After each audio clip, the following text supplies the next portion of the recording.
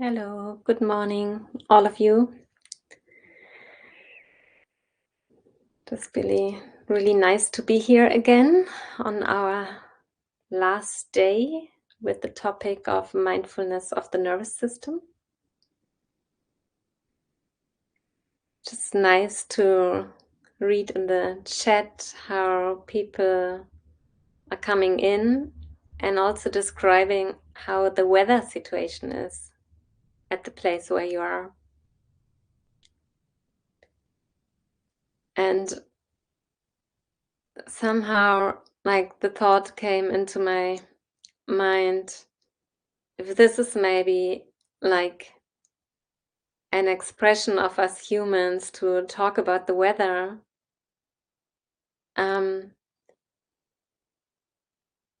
while not being able so much anymore to talk about our inner weather, our inner storms.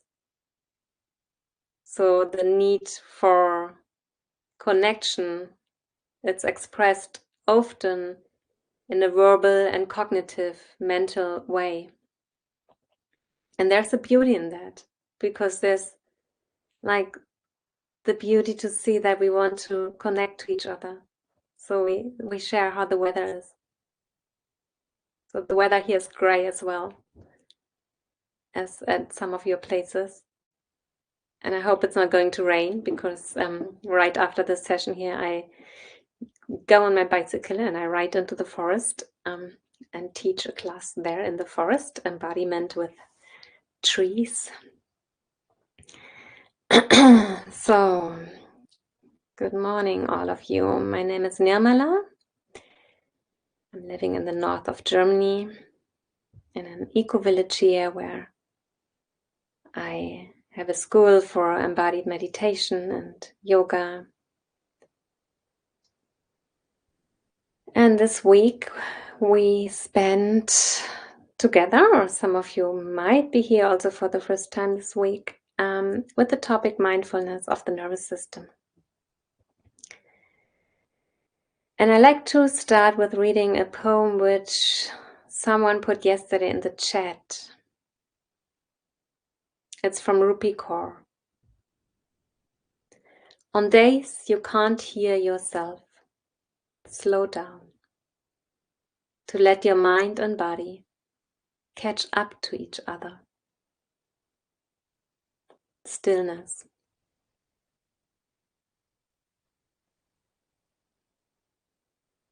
So this tells me, or this poem is a mirror for me, that we all have this capacity in us to for regulation and for freedom. And that slowing down can bring space into everything which is glued together. And one thing I really want to emphasize in this practice is trust. We are really turning towards the good here. So have trust with this and patience. And mind and body will catch up to each other. Yeah. So I put a bit together what we came across last week. And then I want to look into the issue of co-regulation. So mindfulness of the nervous system is kind of emphasized by the Buddha in the first foundation of mindfulness in the Satipatthana Sutra. And Satipatthana, I looked again, and I do again and again look at different translations. And one translation which came up for me is establishing mindfulness in a proper way. So this is, I think, very valuable for our practice here, because if we're working with the mindfulness, it really needs to see, okay, what is my proper way? Like, how much can I go with it? And always feel so free to leave aside what I'm offering here and just take for you really what is nourishing, where you feel, there's a way, there's a path. So the Buddha named the calming of bodily formations, calming the bodily formations. And we do that with different tools in our practice. Some were emphasized by the Buddha, like feeling the breath in the whole body, feeling the whole body breathing, like being aware of the elements, feeling the whole body breathing on the body of the earth. And also, like, we used other tools this week, like shaking our bodies to bring movement there, because there's stuff stored in our bodies, bring movement there intentionally. Focusing on the exhalation, making sounds, allowing your body to move intuitively, moving eyes, moving the head, getting in touch with texture, grounding the body. All this is very helpful for orientation, for contact and security.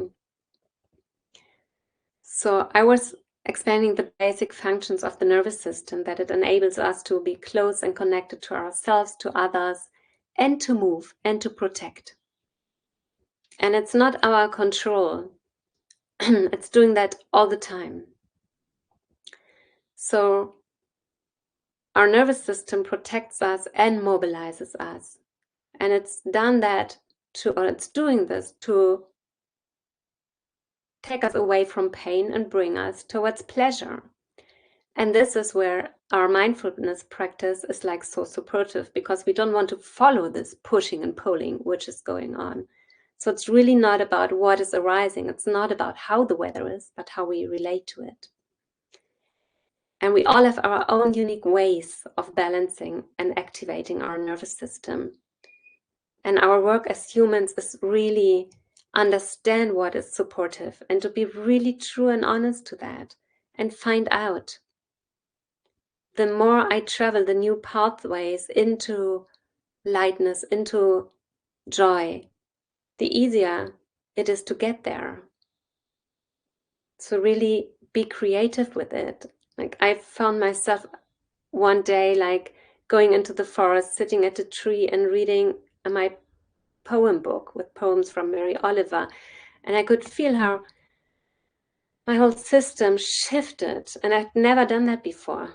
In between the trees, just spending few hours reading poems. So what is your way to calm down the bodily formations? And what is important to recognize is that we are sending out signals all the time into the world. If I'm in a state of okayness, I'm sending the message of safety to the nervous systems around me. If I'm anxious or angry, I'm sending a warning around me. Stay away. Even though we are longing for closeness and connection, we put the message, stay away. And if I'm like in a frozen state, when I'm collapsed and moving through the world of emotions, that is really confusing for the people around me. So we do have a responsibility here when we are in a relaxed state, in the state of I am, to really express this into the world, because it is contagious.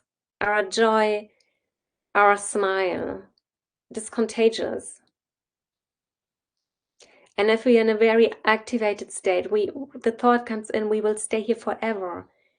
And actually, with our mindfulness, we get to know more and more. This is not true. There is a way out. And it's really our mind consciousness choosing how to relate to things we can't control. How do we relate to those things we can't control? So every time we do our mindfulness practice, it's making the seed of mindfulness bigger. It's watering the seeds of compassion, of kindness,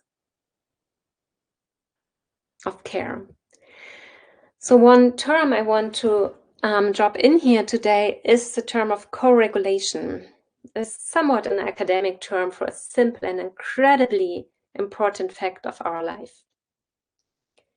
We always need other people to calm us down. What does it do with you? Like, I can imagine for us as meditation, like, no, I mean, there's a path to freedom. It's independent from everything else. It's not.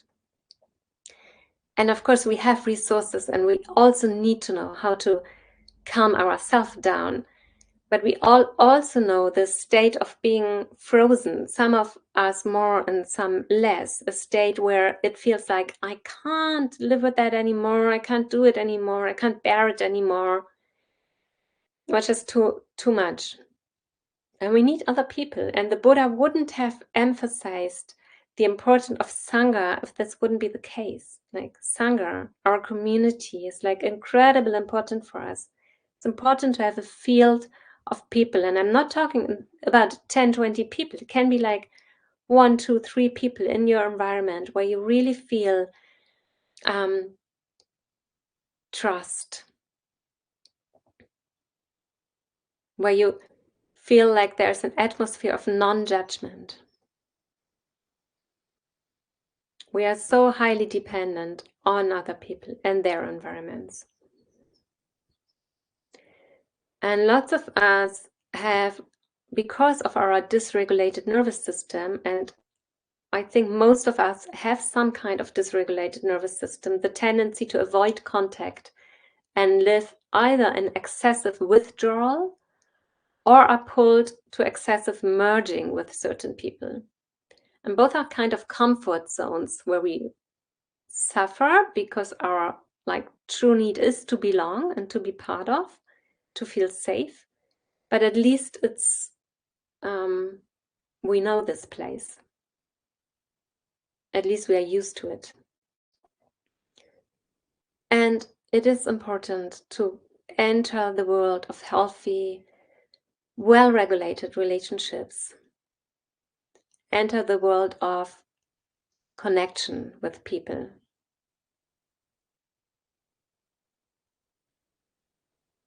So our nervous system, they need contact with well-regulated nervous systems, where there's a place of safety and a healthy connection. And for some of us, it's in therapy, where the therapist is in a well-regulated state. If that's the case, if not, go and find another therapist. And that's where our fight and flight modus can start to release and loosen its grip if we can be close to people who are in a well-regulated nervous system. And I don't say we all need psychotherapy, it's not the case, but we all need someone.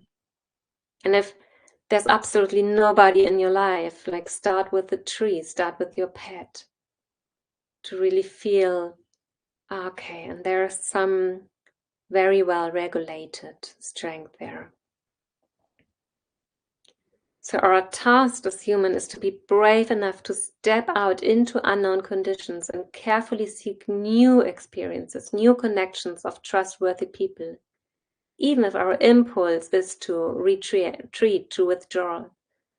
And our task can also be to stand up more for our boundaries, even though we feel enormous fear of separation there. So in order to update our nervous system, it's important that we create a space, find a space in which we feel unconditionally and non-judgmentally safe. We need spaces to co-regulate.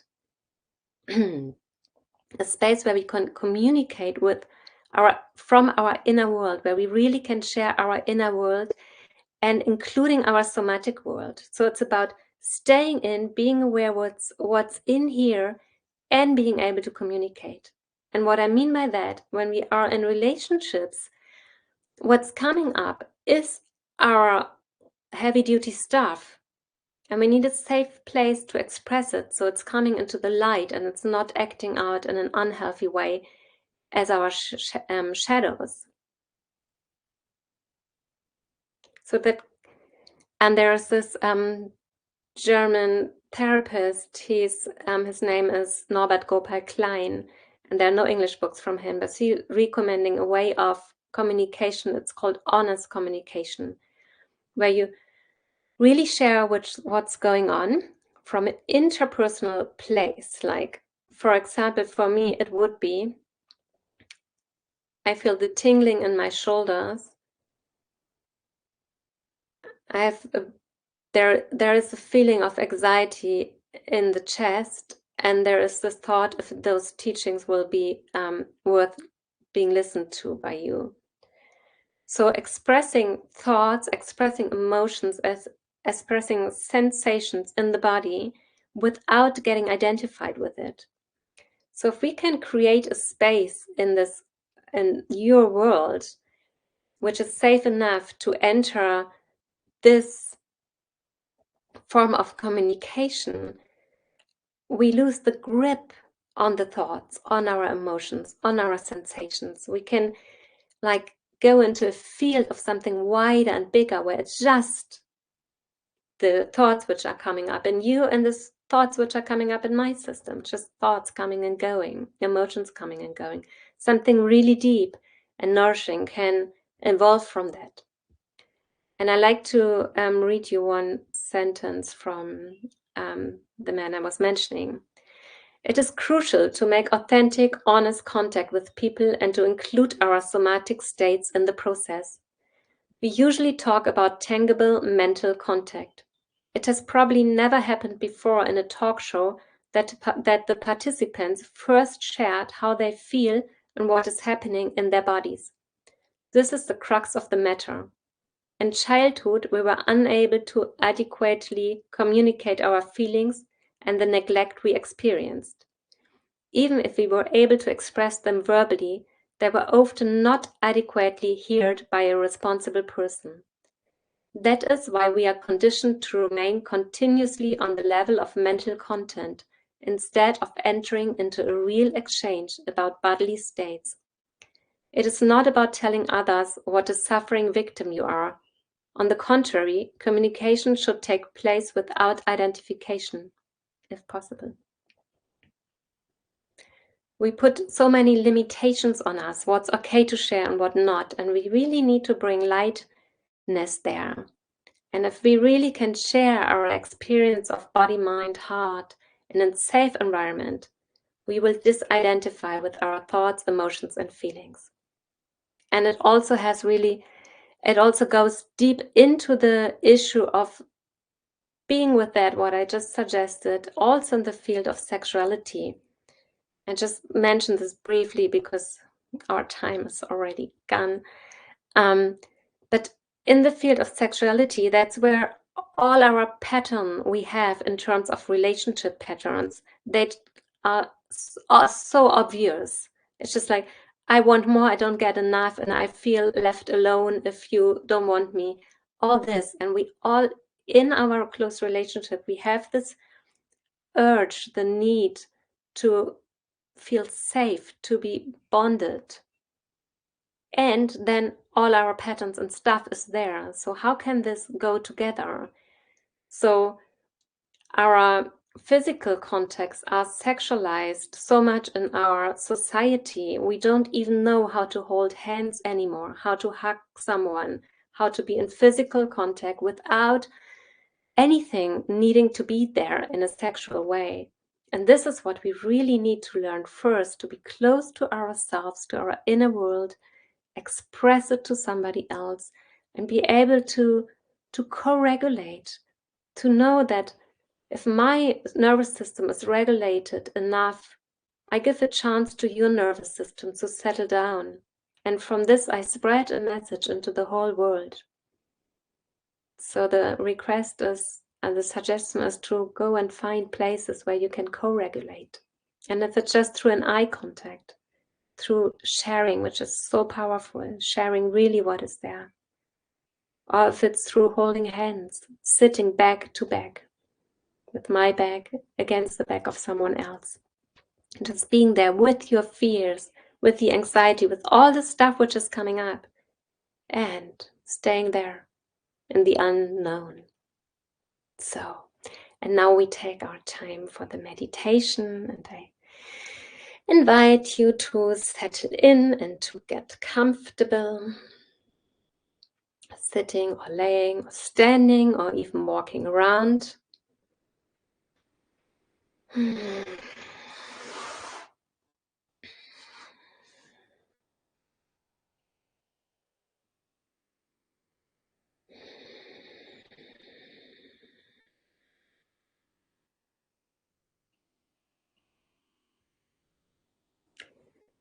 And maybe to begin with, you would like to invite some movement, or you want to move your eyes through the space or turn your head, like all the tools I mentioned this week, in order just to really make clear you're in a safe place with reasonable safe walls and roof and earth, maybe with a blanket, with clothes which warm your body.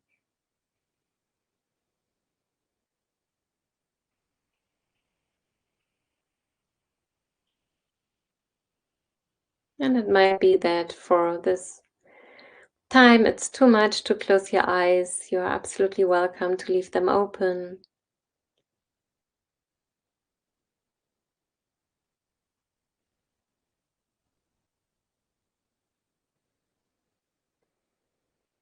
And really get grounded wherever you are, however you are, with whatever is going on for you. Still getting grounded down to earth. And you don't need to do anything for that, like earth is pulling you down.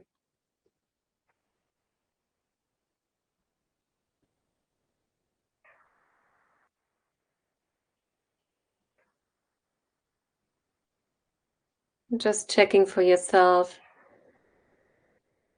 Are there some areas in the body which could release a bit more tension?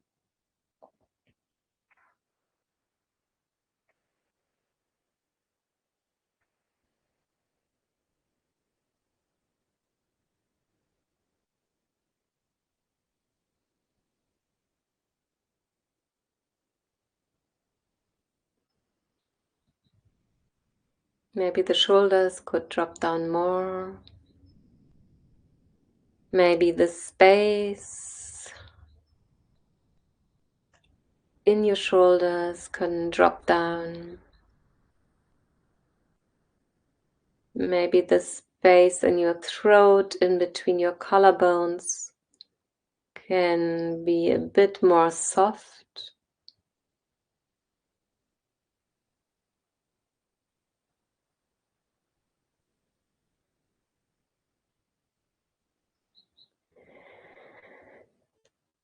And maybe you want to sigh a few times, really go into long exhalations.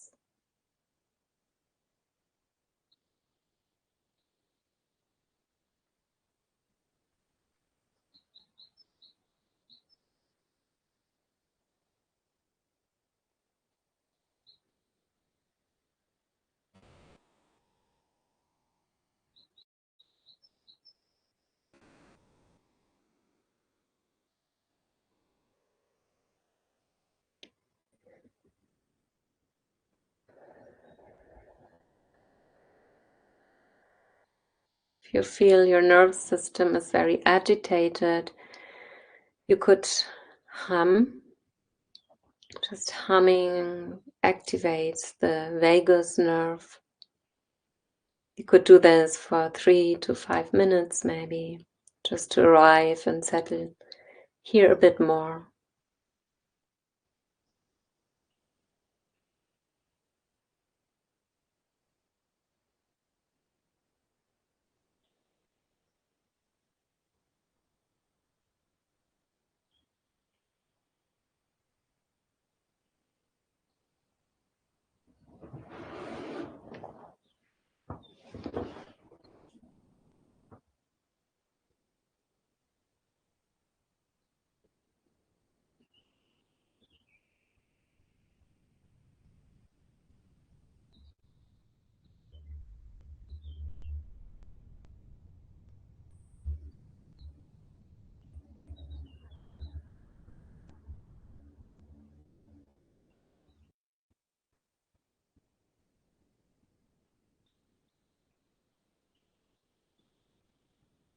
Allowing the body maybe to be even more heavy.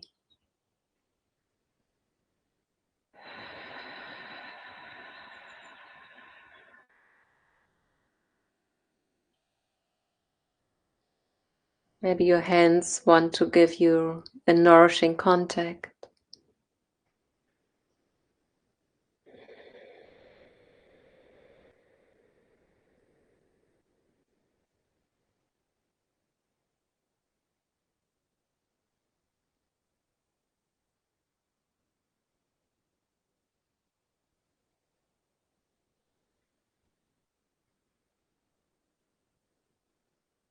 And the invitation is, with the inhalation, to bring your awareness into the outer environment, listening to sounds, feeling the air on your skin, feeling the space around, bringing your awareness to the outer environment with the inhalation.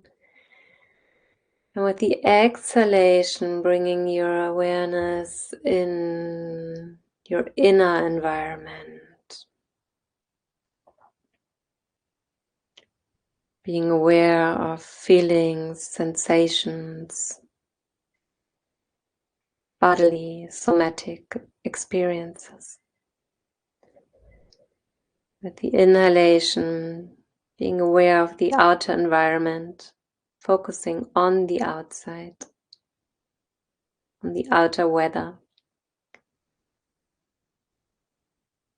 And with the exhalation, dropping down, sinking in, being aware of your inner weather.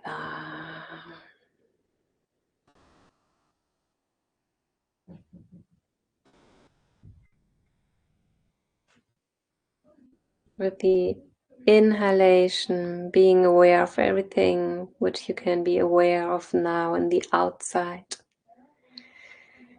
And with the exhalation, listening inwardly to sensation, to movement, to the elements, whatever's there for you inside your body.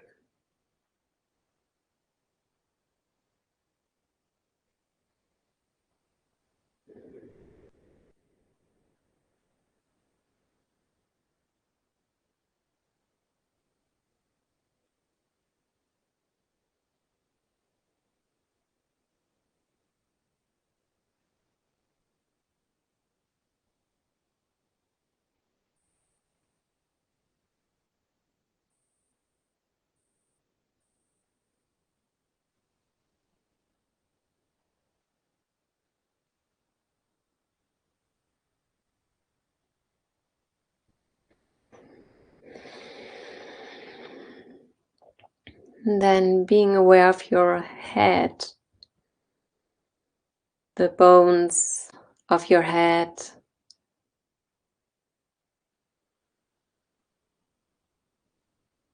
your brain, your scalp, the skin of your head.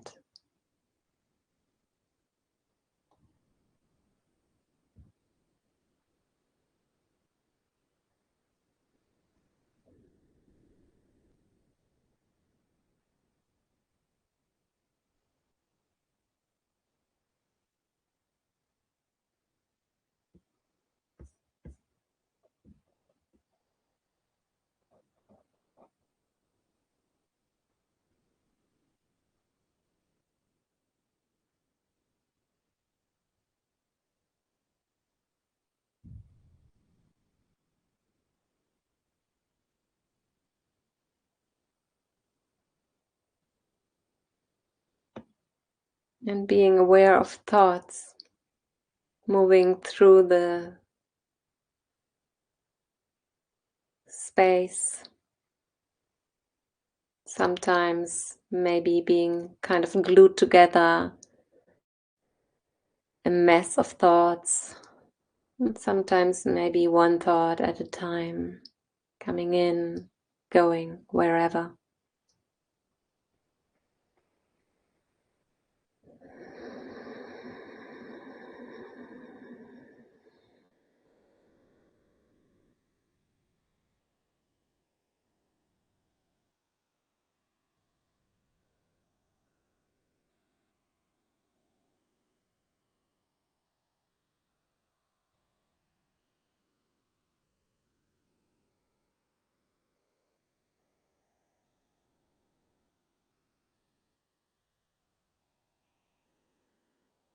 And then being aware of your heart and lungs, the movement of your lungs, the movement of your heart.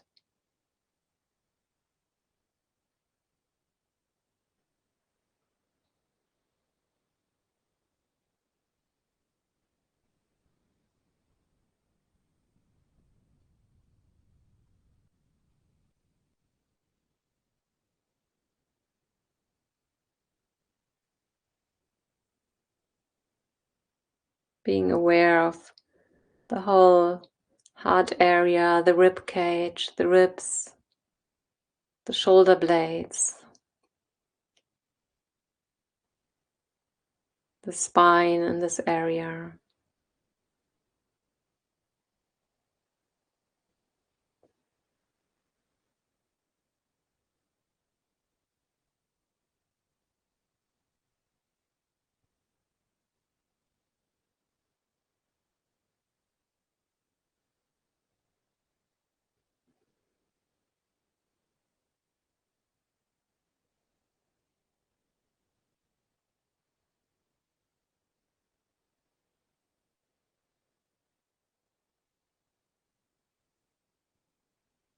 And being aware of feelings and emotions.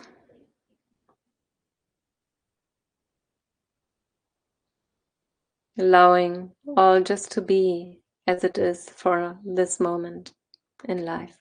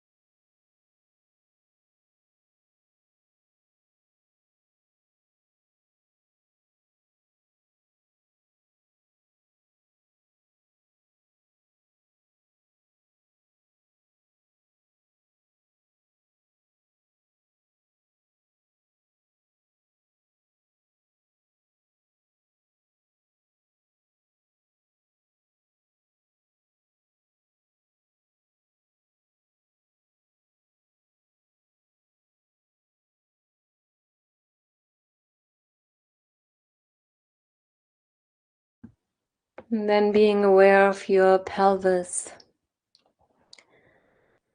of the bones in your pelvis, the movement in your pelvis.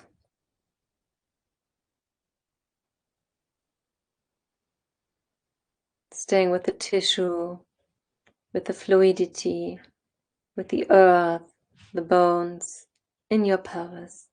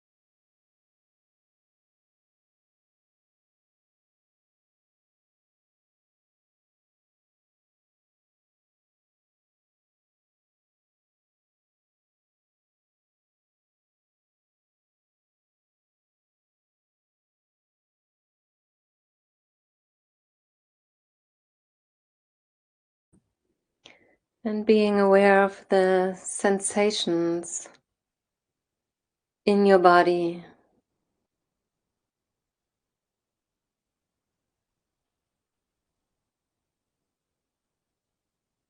Maybe pulsing, vibrating,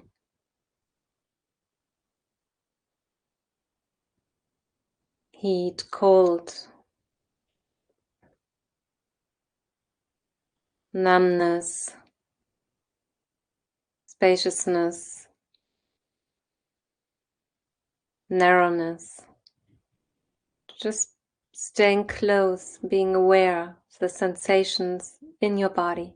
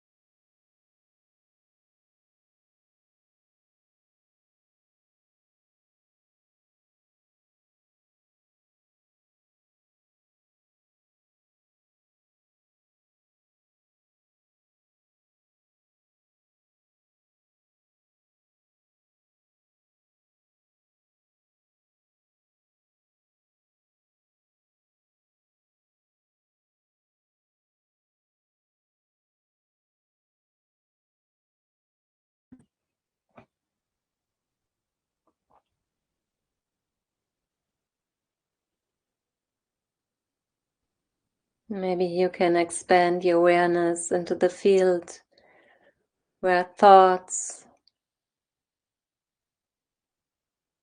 emotions, sensations just come and go, do their dance, move around.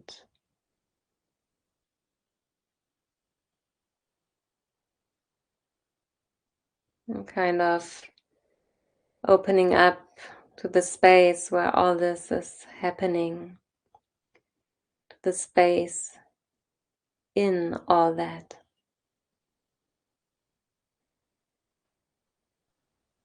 Allowing spaciousness, widening, opening.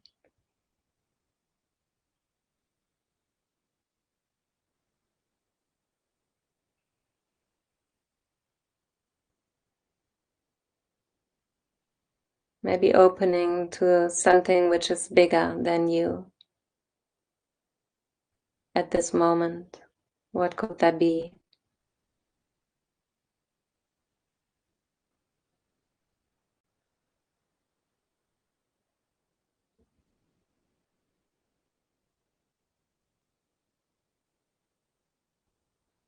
Maybe opening beyond the earth, expanding.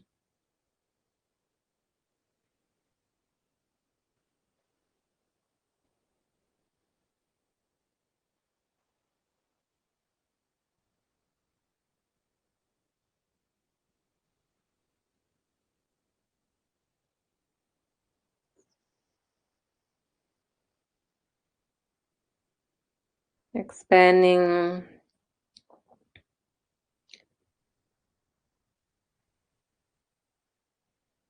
up to the star, which is the most far away from you, above you.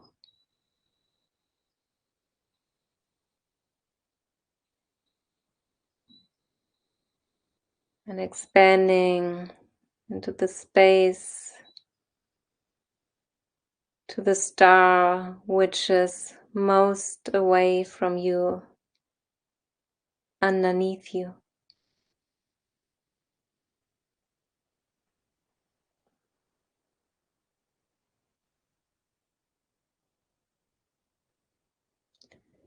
And expanding to the left and to the right.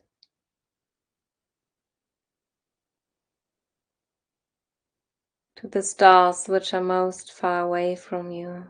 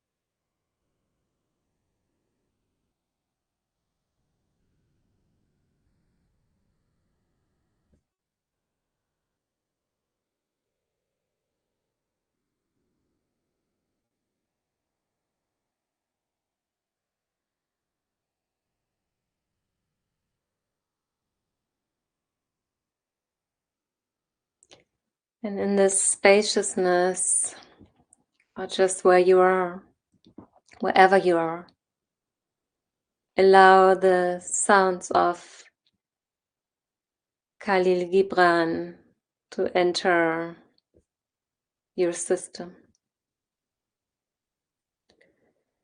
Do not laugh, half lovers. Do not entertain, half friends. Do not indulge in works of the half-talented. Do not live half alive, and do not die a half death. If you choose silence, then be silent. When you speak, do so until you are finished. Do not silence yourself to say something, and do not speak to be silent. If you accept, then express it bluntly. Do not mask it. If you refuse, then be clear about it. For an ambiguous refusal is but a weak acceptance. Do not accept half a solution. Do not believe half-truths. Do not dream half a dream. Do not fantasize about half-hopes. Half a drink will not quench your thirst. Half a meal will not satisfy your hunger. Half the way will get you nowhere. Half an idea will bear you no results. Your other half is not the one you love. It is you in another time, yet in the same space. It is you when you are not. Half a life is a life you didn't live, a word you have not said, a smile you postponed, a laugh you have not had, a friendship you did not know, to reach and not arrive, work and not work, attend only to be absent. What makes you a stranger to them closest to you, and they strangers to you? The half is a mere moment of inability, but you are able, for you are not being, for you are not half a being. You are a whole that exists to live a life, not half a life.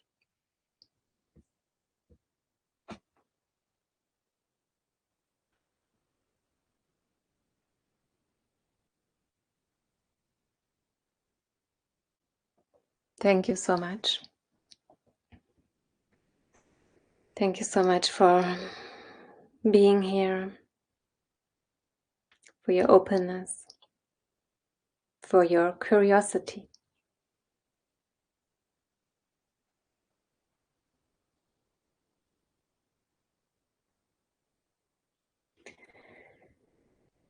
So, the Buddha, he emphasized the quality of generosity. It's the first of the 10 perfections. And I invite you to be generous, and really the biggest gift we can make to each other is really to be generous with everything which feels good in us, to share that, to go out there with that, to share the Dharma, to share your understanding of the Dharma. It can be like in a really basic way. And not by words, by really living from it.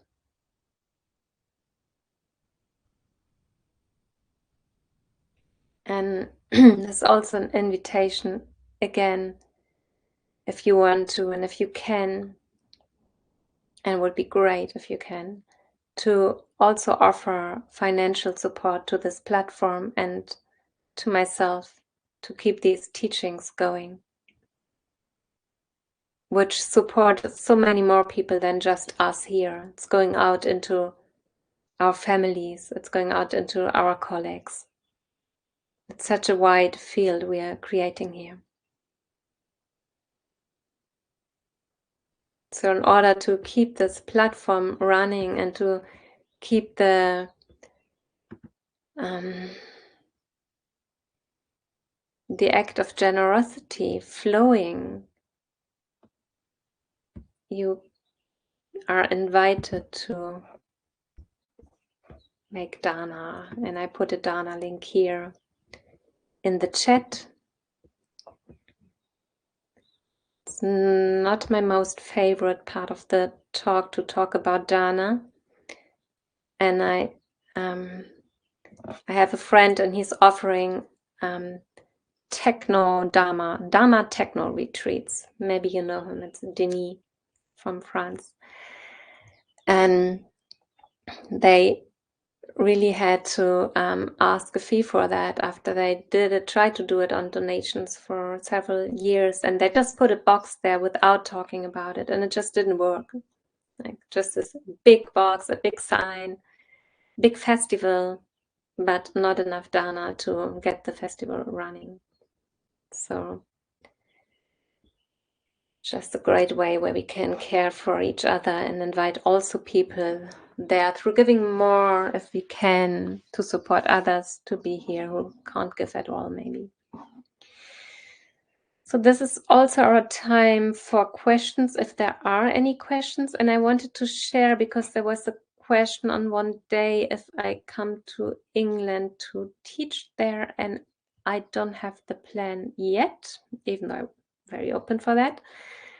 And Martin Elwood, he is coming next year in March to the community where I live, and we will I will assist him on a retreat he's offering here. I think it's a 7-day retreat.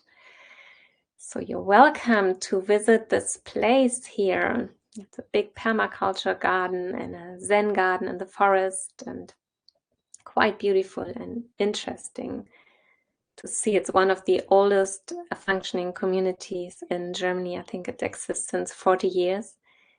And it's a place where it's a village, very isolated, like also like my children would say, normal village, a bit down there, while here it's more the space of the community. And it was founded 40 years ago, and it's still attracting people to move here, while nowadays people are more moving to cities and leaving villages. But we set up a free school here and a forest kindergarten, and lots of people come here for workshops and studying. So could you post the quote at the end of the teaching, please? I will do that. Yeah, Pascal is writing that he's learning about the polyvagal theory. Yeah, I think it's great if we look into it, and I think when it comes down, it's really the same message then, of coming very close to the message which the Buddha gave us. Yeah, we can really hear this polyvagal therapy in that way with our understanding for impermanence and imperfection and impersonality. Yeah. So this is the quote from Kali Gibran. Oh, Gibran Kali.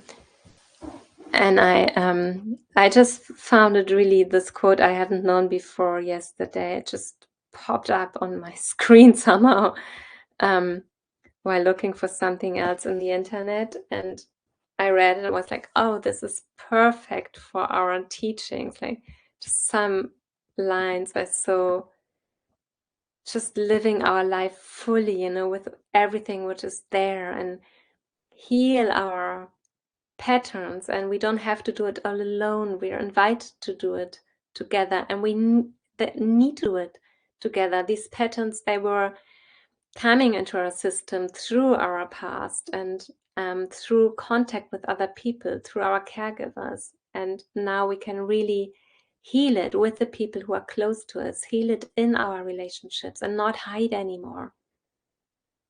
And Hannah says, I've just had a very difficult surgery and I'm still recovering. I've been feeling a lot of aversion to it and not feeling safe in it. It's been such a relief to come back a little bit. Yeah. Hannah, yes. Yeah.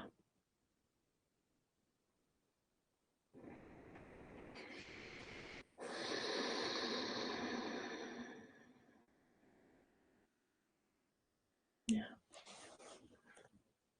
Surgery is a more intense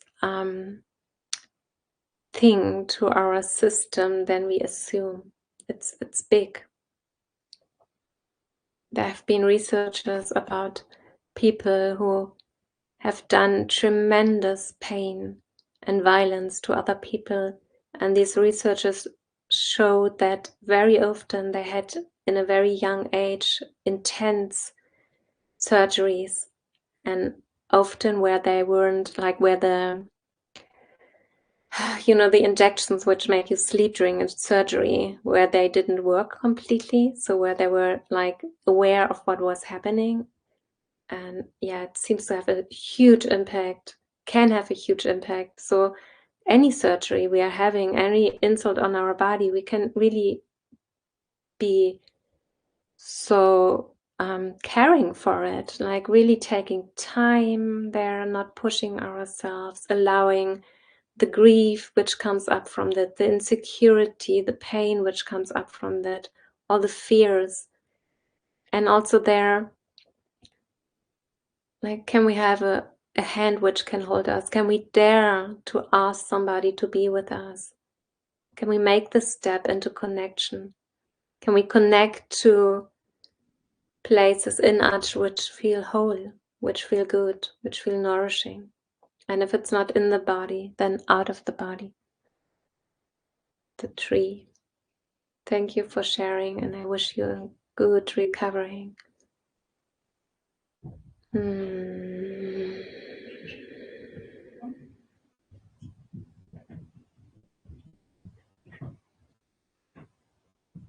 Yeah.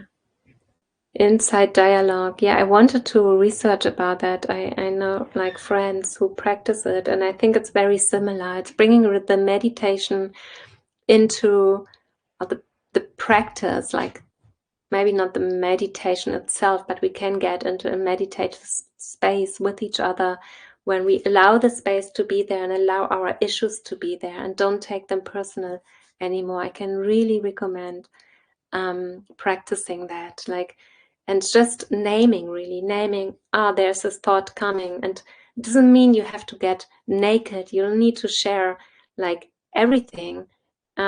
Sometimes I have a thought coming, and then the next thought is, I really don't want to share that. And that's what I express. There's a thought of not wanting to share.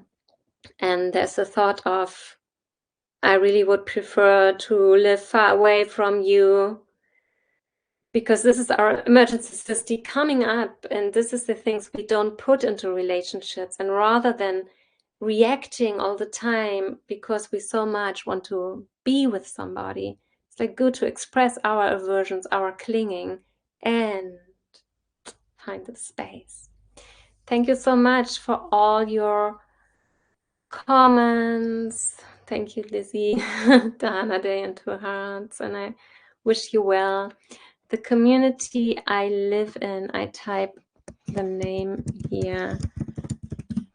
There's also a beautiful Zen temple in the forest with a permaculture garden, and I do silent retreats there. It's called Lebensgarten Steierberg. Yeah. So I'm wishing you all well. May our practice be beneficial for this whole world, and may there be peace on earth. And take care, go slowly, be humble and gentle with yourself. Bye-bye.